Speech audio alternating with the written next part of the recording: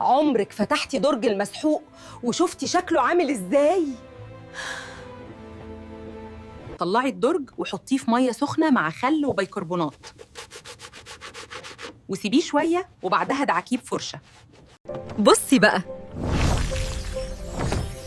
الدرج رجع نظيف وبيبرق كأنه جديد. واعملي الحركة دي كل فترة وهتمنعي أي ريحة وحشة من الغسالة. اعملي لايك واشتركي عشان توصلك كل النصايح.